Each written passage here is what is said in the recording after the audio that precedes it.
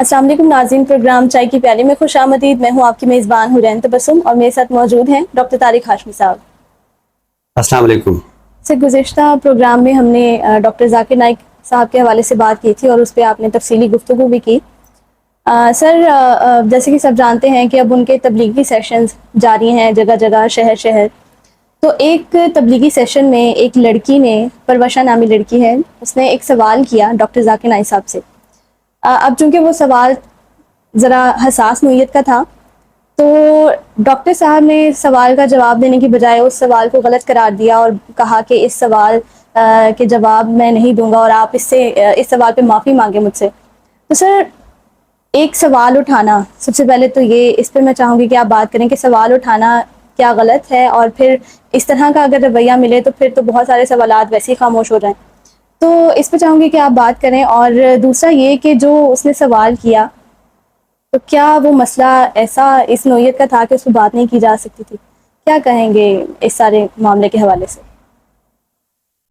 حورین، آپ ہر شو میں مجھ سے کوئی سوال کرتی ہیں، بلکہ ہمارے اس شو کا پیٹرن یہی ہے کہ آپ مجھ سے سوال کرتی ہیں، اور بعض اوقات آپ کا کوئی سوال حساس ہوتا ہے، بعض اوقات اس کا تعلق تعلیم سے ہے، بعض اوقات سماج سے ہے، بعض اوقات فنون لطیفہ سے ہے، مذہب سے ہے، اور ایک آدھ سوال پہ شاید مجھے تھوڑا سا میں نے کہا کہ مجھے غصہ آ گیا ہے۔ لیکن دیکھیے، سوال جو ہوتا ہے، یہ کہنا کہ سوال غلط ہے بذات خود یہ جملہ غلط ہے۔ یعنی سوال جو ہے وہ غیر متعلق ہو سکتا ہے، سوال غیر واضح ہو سکتا ہے، سوال مبہم ہو سکتا ہے، سوال حساس ہو سکتا ہے۔ یعنی یہ تمام تر جو ہے یہ سوالات کی نوعیتیں ہیں، یہ سوال ایسے ہو سکتا ہے۔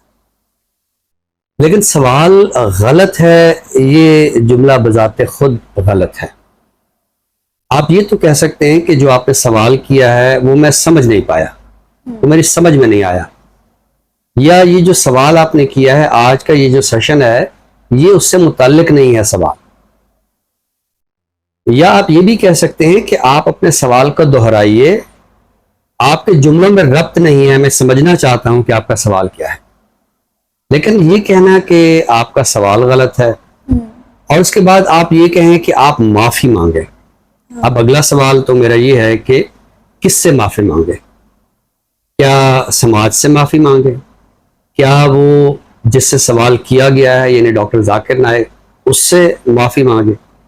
یا کیا وہ جیسے ہمارے ہاں یہ ہوتا ہے کہ کسی نے سوال اٹھایا، کوئی بات کی، تو پھر ایک توہین مذہب کا جو الزام ہے وہ عائد ہو گیا، تو پھر آپ اللہ سے معافی مانگیں؟ یعنی یہ بھی واضح نہیں ہے کہ آپ معافی مانگیں تو آپ کس سے معافی مانگیں؟ دیکھیے حورین، بات یہ ہے کہ سوال اٹھانا، سوال قائم کرنا، سوال کا پوچھا جانا، یہ ایک بہت ہی صحت مند رویہ ہوتا ہے۔ یعنی میں ایک استاد ہوں، تو اگر میرا طالب علم مجھ سے سوال کرے گا تو مجھے پتہ چلے گا کہ میں نے جو باتیں ان سے کی ہیں وہ ان کو سمجھ میں آئی ہیں یا نہیں آئی ہیں۔ اچھا، بطور مذہب کے آپ دیکھیں، مذہبی فرد ہونے کے آپ دیکھیے کہ قرآن میں آتا ہے کہ یسألونک، لوگ آپ سے سوال کرتے ہیں، لوگ آپ سے سوال پوچھتے ہیں، اس مسئلے کے بارے میں آپ سے سوال پوچھتے ہیں، آپ سے ہلال کے بارے میں سوال پوچھتے ہیں، آپ سے طلاق کے بارے میں سوال پوچھتے ہیں، تو آپ ان کا یہ جواب دیجیے۔ یعنی اس کا مطلب یہ ہوا کہ ایک ایسی ہستی کہ جنہیں ہم اس کائنات کی عرفہ ترین ہستی خیال کرتے ہیں اور وہ بلا شبہ ہیں، تو انہیں بھی یہ فرمایا جا رہا ہے کہ لوگ آپ سے سوال کرتے ہیں اور آپ سوالوں کے جواب دیجیے۔ اس کا مطلب یہ ہوا کہ ایک ماحول بنایا گیا تھا کہ لوگ آئیں، سوال پوچھیں اور آپ اس کا جواب دیں۔ تو اب بات یہ کہ جو عرب کے افراد تھے جو ابھی دائرہ اسلام میں داخل ہو رہے تھے، وہ اتنے عالم فاضل بھی نہیں تھے اور انہیں بہت ساری باتوں کا پتہ بھی نہیں تھا، اور تو وہ آ کر سوال پوچھتے تھے، آپ ان کا جواب دیتے تھے، ٹھیک ہے؟ تو آپ فلسفے کی تاریخ دیکھ لیں, آپ مذہب کی تاریخ دیکھ لیں, تو سوال پوچھا جانا ایک بہت صحت مند رویہ ہے. اور میں سمجھتا ہوں کہ ڈاکٹر ذاکر نائک جو ہے, ان کے تو تبلیغی سیشنز کا جو اعزاز ہے ہوتا ہی یہی ہے کہ لوگ ان سے سوال کرتے ہیں اور وہ ان کا جواب دیتے ہیں. لیکن میرا خیال ہے کہ اب تک ہم ان کے جتنے سیشنز بیرون ملک کے ٹیلی ویژن سے دیکھتے تھے وہ ایڈیٹڈ ہوتے تھے. اس میں ایسے سوالات شاید پوچھے جاتے ہوں اور بعد میں وہ ایڈٹ کر دیے جاتے ہوں, اور یہ ایک لائیو سیشن تھا, تو لائیو سیشن میں تو پھر کوئی بھی سوال کیا جا سکتا ہے. تو میں سمجھتا ہوں کہ سوال کو غلط قرار دینا اور پھر یہ کہنا کہ آپ معافی مانگیں, آپ دیکھیے کہ ہمارے سماج میں کتنے ایسے واقعے ہوتے ہیں کہ اس کے بعد آپ کو کہا جاتا ہے کہ آپ معافی مانگیں ورنہ آپ کے ساتھ یہ ہو جائے گا, آپ کے ساتھ کیا کہتے ہیں, کوئی بھی آپ کی زندگی کو خطرہ ہو سکتا ہے. یعنی جس نے لباس پہ حروف لکھے ہوئے تھے تو اسے بھی کہا گیا کہ آپ معافی مانگیں, تو اس نے معافی مانگی تھی. جس نے کہا تھا کہ یہ جو سائنس کی فلاں تھیوری ہے وہ اس کو پڑھا رہا تھا, اسے کہا گیا کہ آپ معافی مانگیں, تو اس نے بھی معافی مانگی. تو اگر ہم اس طرح سماج کے افراد سے معافیاں منگوائیں گے اور وہ کوئی سوال کریں گے اور اس پہ ہم برہم ہو جائیں. اچھا دیکھیے, سوال پہ برہم ہونا یہ کلی طور پر میں سمجھتا ہوں کہ ایک جو سمجھے کہ ظالمانہ رویہ ہے. میں بطور استاد مجھے یہی لفظ مل رہا ہے کہ ایک ظالمانہ رویہ ہے. ظالمانہ یوں ہے کہ یہ جو سوال ہوتا ہے نا, یہ پیاس کو ظاہر کرتا ہے. ایک طالب علم جب مجھ سے کوئی سوال کرتا ہے تو اس کا مطلب ہے کہ وہ پیاسا ہے, اور میں بجائے اس کے کہ اسے پانی دوں, میں الٹا اسے ڈانٹنا شروع کر دوں, اس پر اپنے غیظ و غضب کا اظہار کروں, تو یہ ایک میں سمجھتا ہوں کہ ایک نامناسب رویہ. تو میں سمجھتا ہوں کہ ڈاکٹر ذاکر نائک کی جو پہچان ہے وہ ایک مدبر کی ہے, وہ ایک مبلغ کی ہے, اور جیسا کہ میں نے پچھلے پروگرام میں بتایا کہ ان کا موضوع تقابل ادیان ہے, تو وہ بہت ہی حوصلے سے باتوں کو سنتے ہیں. لیکن یہ جو انہوں نے رویہ اختیار کیا یہ میں سمجھتا ہوں کہ بالکل ہی نامناسب رویہ ہے, اور سوال کو غلط قرار دینا.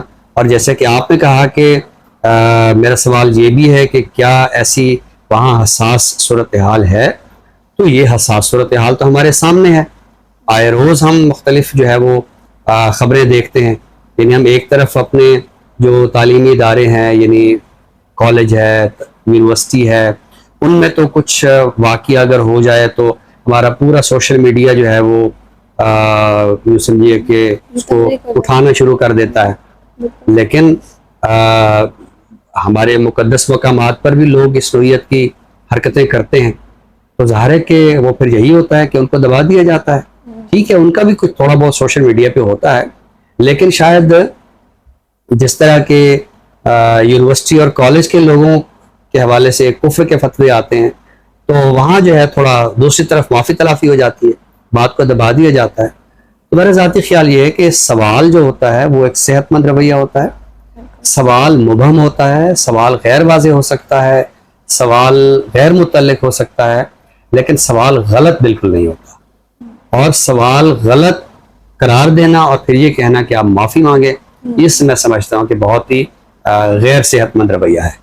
بالکل سر, بالکل آپ نے درست فرمایا. اور مکالمے کا تو لطف ہی تب آتا ہے جب آپ سوال و جواب کا سلسلہ شروع ہوتا ہے. ناظرین, اسی اہم گفتگو کے ساتھ ہم بڑھتے ہیں پروگرام کے اگلے حصے کی جانب, یعنی تخلیق کی جانب. آج ہم بات کرنے والے ہیں توقیر رضا کے حوالے سے. ابھرتے ہوئے جدید نظم گو شاعر ہیں, نثری نظمیں بہت عمدہ لکھتے ہیں. آپ کا ایک شعری مجموعہ, نثری نظموں کا شعری مجموعہ منظر عام پر آ چکا ہے, موتیے کے نابینا پھول کے عنوان سے. تو سر آج ان کے حوالے سے کیا عطا کریں گے؟ ان کا مجموعہ جس کا آپ نے ذکر کیا اس وقت ہمارے مطالعے کے میز پہ ہے. ایک تو اس کا نام بہت منفرد ہے, یعنی موتیا جو ہے وہ ظاہر ہے کہ ہمارے امراض چشم سے تعلق رکھتا ہے, لیکن موتیے کے نابینا پھول ایک نئے میٹافر کو کریٹ کرنے کی کوشش کی ہے اور عمدہ کاوش ہے. تو اس میں نے ایک نظم منتخب کی ہے, وہ اپنے سامعین کی نظر کرتے ہیں. لیکن اس میں مجھے ایک بہت دلچسپ بات لگی ہے کہ یہ جو نظم ہے موتیے کے نابینا پھول, یہ نظم جہاں پر ہے تو وہاں ایک خاص طرح کا جو ہے ہمیں صفا ورق جو ہے وہ مہیا کیا گیا ہے. یہ ورق تعلق رکھتا ہے جو نابینا افراد کا جو سمجھے کہ قرت کا ایک ان کو سہولت دی گئی ہے, تو وہ ایک بریل, ایک پورا سسٹم ہے, اور وہ ایجاد کیا تھا لوئس بریل نے. تو یہ کاغذ جو ہے وہ فراہم کیا گیا، اس کے ذریعے جو ہے وہ نابینا طالب علم جو ہاتھ لگا کے تو کسی تحریر کو پڑھتے ہیں. تو میں نے اس مجموعے میں ایک نظم منتخب کی ہے، وقت کا زہریلا ناگ. وقت جیسے منہ سے آگ اگلتا ہوا کوئی ناگ ہے کہ جو بھی سامنے آئے گا اسے جلا کر بھسم کر دے گا، اور جسے وقت ڈس لے اسے پھر کوئی نہیں بچا سکتا. کوئی جوگی اس کے نیلے ہوتے ہوئے وجود سے زہر نہیں کھینچ سکتا. ویلے دا ڈنگیا پانی بھی نہیں منگدا. کیا مثالوں میں ترمیم جائز ہے؟ میرے وجود میں زہریلے آنات کا زہر بھر چکا ہے.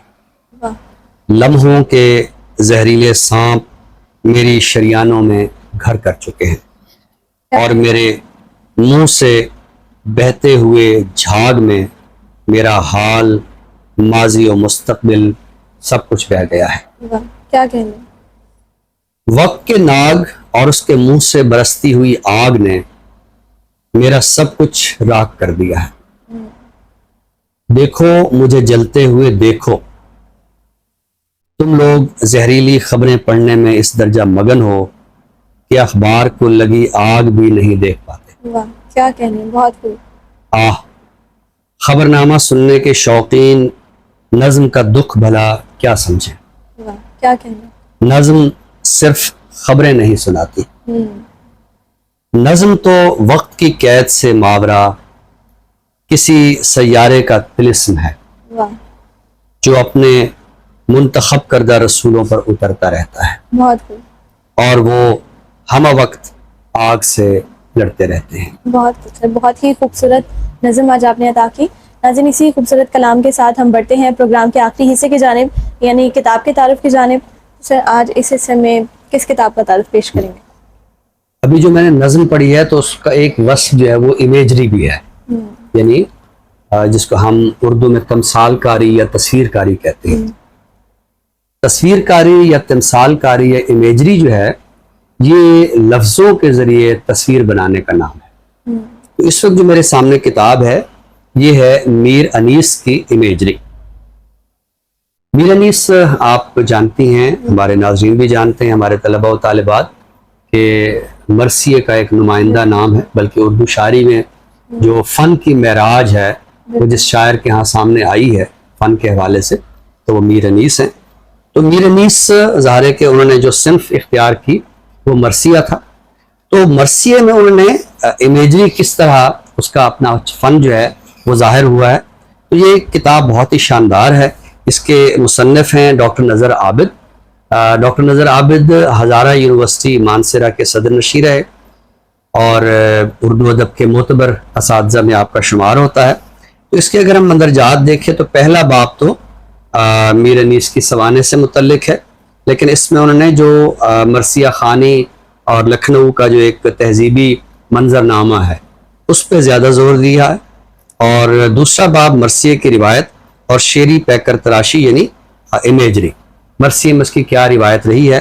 ظاہر ہے کہ میر انیس مرثیے کی روایت کا ایک معتبر نام ہے، لیکن پیچھے بھی ہمیں ایک وہ جو میر انیس کہتے ہیں کہ عمر گزری ہے اسی دشت کی سیاہی میں، 5ویں پشت ہے شبیر کی مداحی میں.